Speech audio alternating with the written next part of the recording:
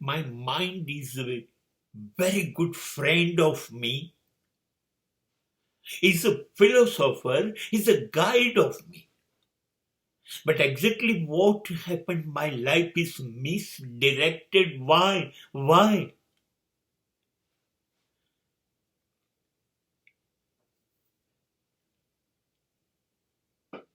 Mind is always ready to help me.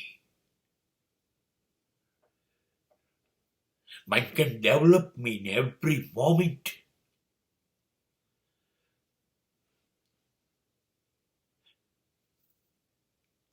But what happened exactly? We are not giving the right data, right information to our mind.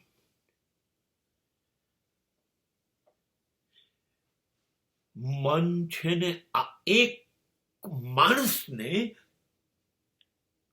ખીણમાંથી ઉઠાઈને હિમાલયના એવરેસ્ટની ઊંચાઈ પર બેસાડી શકે, માનવમાંથી મહામાનવ બનાવી શકે. આત્મા પરમાત્મા બનવા જ જન્મ્યો છે. આ મન ધારે ને તો એક માણસને શિવોહમ કે અહમ બ્રહ્માસ્મિ બોલતો કરી શકે. આ મને માર્ગદર્શન આપ્યું ને એટલે જ એક સુથારનો દીકરો જીસસ બન્યો. અને આ મને માર્ગદર્શન આપ્યું ને એટલે બે રાજાઓ સંપત્તિ સમૃદ્ધિ છોડી, સામ્રાજ્ય છોડી અને મહાન સંત બન્યા, મહાવીર અને બુદ્ધ. જેની ઇતિહાસ આટલા વર્ષો પછી, 2-3 હજાર વર્ષ પછી ભૂલી નથી શક્યો. આટલી ઊંચાઈ કોણે આપી? મન. મન. પણ આ મનને સાચી માહિતી આપી એટલે આ મન મિત્ર બન્યું, માર્ગદર્શક બન્યું. આપણે થાય છે શું? આપણને પણ આજ ઊંચાઈ આપે. મન કોઈ માનવીમાં મતભેદ નથી કરતો કે ગૌતમને જ બુદ્ધ બનાવીએ, વર્ધમાનને જ મહાવીર બનાવીએ, એવું નથી કહેતો.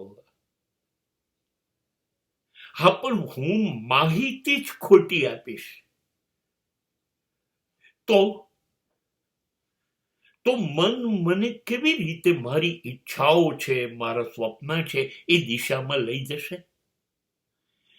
જો કોમ્પ્યુટર તો પછી શોધાયું, પણ આપણા મનમાં છે કે નહીં ડિલીટ નામની સ્વિચ, અપડેટ નામની સ્વિચ, મેમરી, બધું છે કે નહીં? સૌથી મોટું જ કોમ્પ્યુટર તો એ છે જેની પરથી પ્રેરણા લઈને કોમ્પ્યુટર થયું. આપણું મન એને નવી માહિતી આપવી જોઈએ અને જૂની હટાવી દેવી જોઈએ. અને મેમરીની, યાદ શક્તિની અંદર કઈ વસ્તુ રાખવી અને કઈ ખોઈ કાઢવી, આ આપણા મનરૂપી કોમ્પ્યુટરને ઓપરેટ કરતા આવડે. ખોટી માહિતી જ ના આપો. શું કામ તમે જુગારના અડ્ડા, દારૂના અડ્ડા, વેશ્યાલયોના સરનામા, ભ્રષ્ટાચાર, તમે શું કામ ખોટા રસ્તાની માહિતી તમારા મનને આપી? અને માટે મન તમને ખોટા રસ્તે લઈ ગયું. પણ મનને તમે સાચી માહિતી આપી હોત, સત્ય, નીતિ, ન્યાય, ધર્મ, તો મન તમારું માર્ગદર્શક બન્યું હોત અને ચોક્કસ માનવમાંથી મહામાનવ.